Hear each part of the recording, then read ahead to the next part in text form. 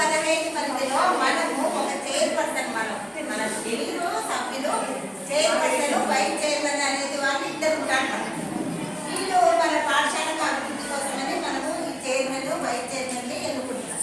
ఫస్ట్గా చైర్మన్గా మనకు వి రామాంజనేయులు ప్రపోజ్ చేస్తున్నారు.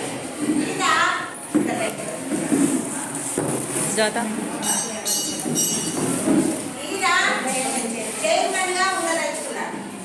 ఈయన చైర్మన్ గా ఉండి మన పాఠశాలకు అన్ని అభివృద్ధి కార్యక్రమాలు చేస్తారంటున్నారు. మరి ఈయన చైర్మన్ గా ఉండని అని ఎంతమంది చైర్మన్ చెప్తారు? చైర్మన్ బాగా ఎత్తారా? సో మన 5 మందిలో ఈయనకు 14 ఓట్లు అయినాయి. మా పేరు రాయి, మీ రామాంజనేయులు పేరు రాసి 14 పేరు రాయి.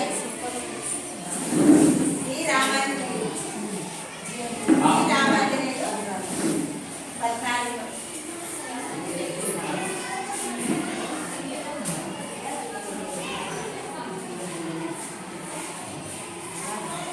కాబట్టి ఆయనకు 14 మంది చేతి పెట్టారు.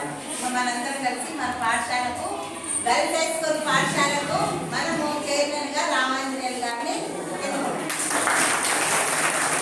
తర్వాత వచ్చేసి వైస్ చైర్మన్ మరి ఇబ్బంది పడదు. తర్వాత